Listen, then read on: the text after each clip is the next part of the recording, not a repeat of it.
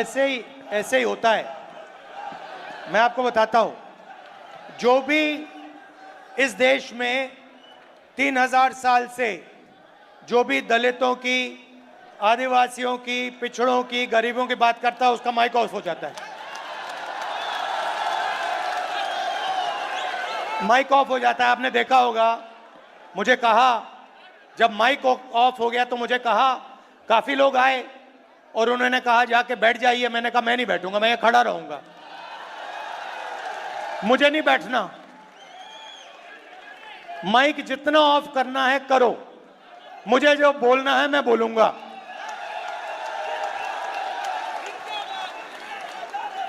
यहां रोहित वेमुला जी की फोटो है पीछे, यहां पे ये बोलना चाहते थे, इनकी आवाज छीन ली गई। और हर रोज हिंदुस्तान में आदिवासी युवा, दलित युवा, पिछड़े वर्ग का युवा सपना देखता है, मैं इंजीनियर बनूं, मैं डॉक्टर बनूं, मैं लॉयर बनूं, मैं मीडिया में जाऊं, मैं आईएएस ऑफिसर बनूं। मगर सच्चाई यह है कि इस देश का पूरा सिस्टम पिछड़ों, दलितों और आदिवासियों के खिलाफ खड़ा हुआ है। यह सच्चाई है, क्योंकि अगर नहीं होता तो मीडिया में हमें ओबीसी वर्ग के, दलित वर्ग के, पिछड़े वर्ग के युवा दिखते, एंकर दिखते, मालिक दिखते। 200 बड़ी बड़ी कंपनियां हैं, अदानी जी, अंबानी जी, टाटा, बिरला। इन कंपनीज में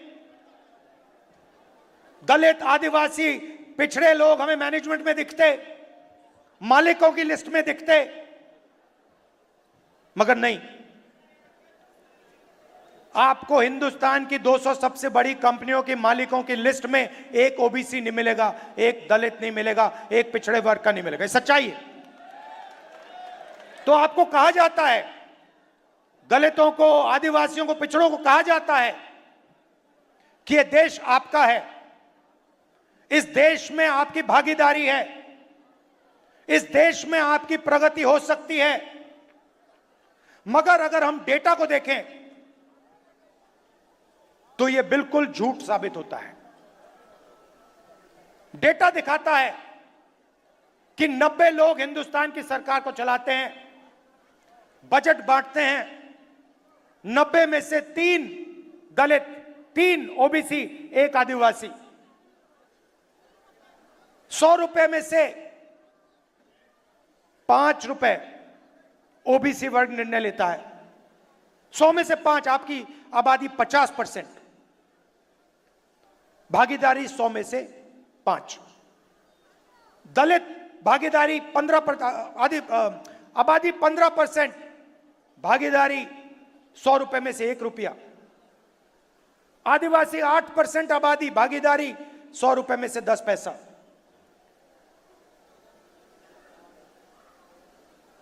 आपके सामने दीवार खड़ी हुई है और आप जानते हो, और आप इस बात को गहराई से समझते हो। समझते हो, नहीं समझते हो? यस सर, समझते हो ना ठीक से, कि आपके सामने दीवार खड़ी है और उस दीवार को नरेंद्र मोदी और आरएसएस मजबूत करते जा रहे हैं। जहां भी उनको अपॉर्चुनिटी मिलती है, वो दीवार में सीमेंट डाल देते हैं। पहले पब्लिक सेक्टर हुआ करता था, उसको निकाल दिया,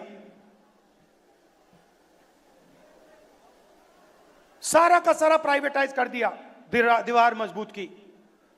पहले सरकारी स्कूल हुआ करते थे, सरकारी अस्पताल हुआ करते थे, सारे के सारे हटा दिए।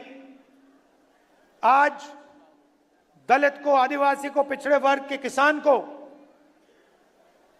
कोई भी इलाज की जरूरत हो, लाखों रुपए आपके जेब में से निकलते हैं। निकलते नहीं निकलते? और कहां जाते हैं?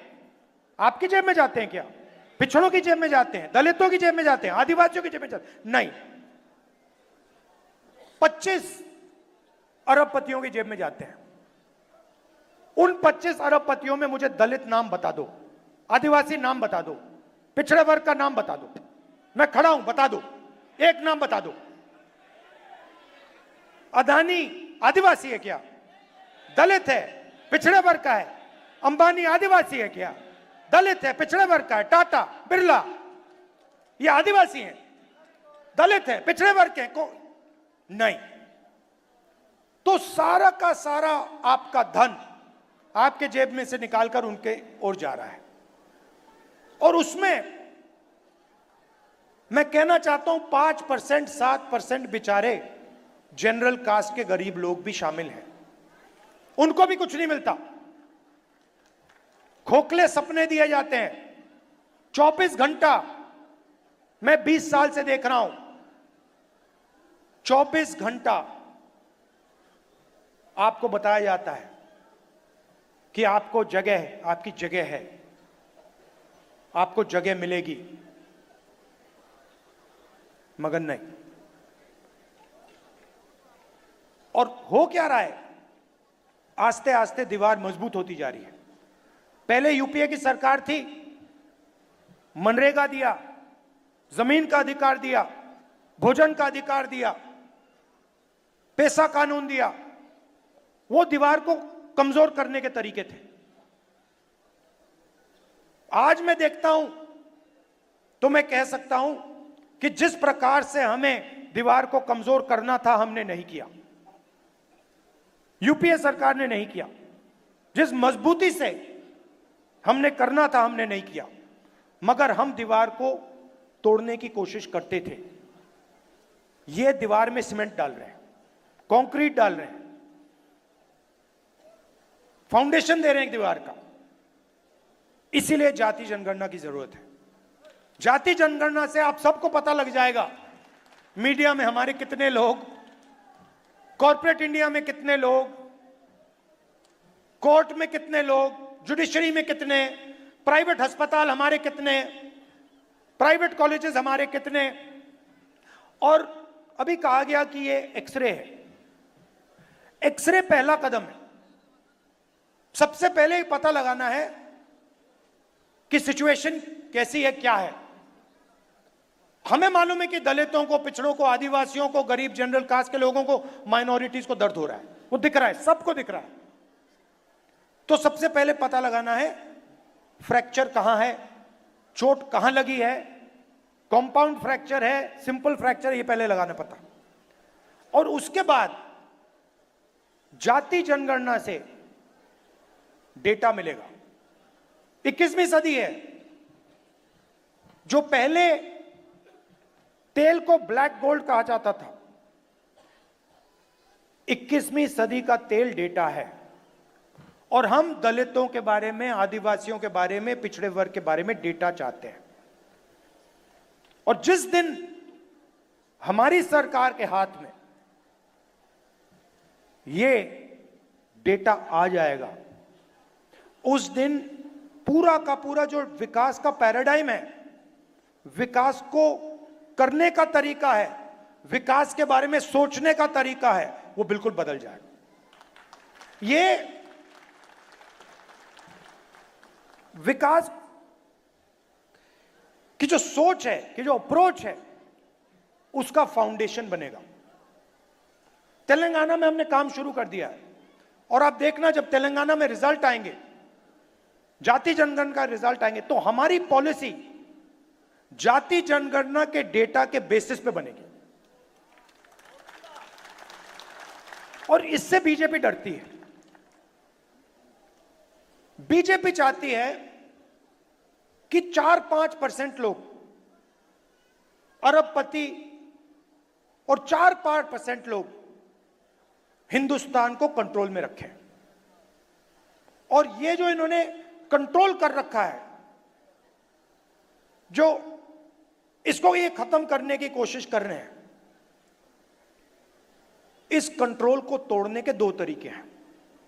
एक जाति जनगणना और दूसरा रिजर्वेशन को 50% से ज्यादा कमाएं। तो इसमें हम लगे हुए हैं।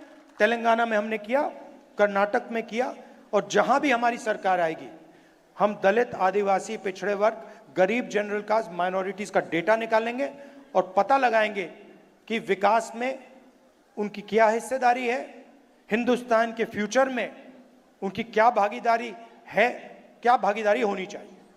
यह हमारा लक्ष्य। और मैं आपको बता रहा हूं, बीजेपी कुछ भी कर ले,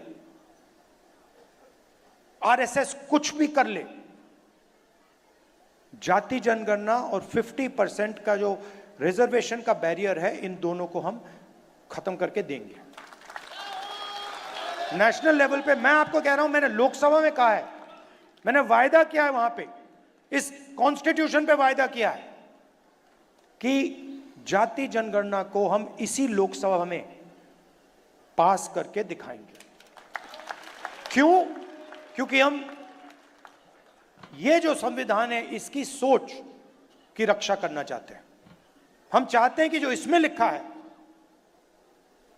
कि हिंदुस्तान के सब लोग एक समान हैं, one man one vote, equality, fraternity, उसके लिए हम लड़ रहे हैं और ये काम हम पूरा करके आपको देंगे। मैं चाहता हूं, यहां आपने मीटिंग की, मैं चाहता हूं कि जाति जनगणना का जो मैसेज है और 50% रिजर्वेशन का जो मैसेज है, आप सब हिंदुस्तान के गांव-गांव में, हर शहर में, हर सड़क में आप जाके फैलाओ।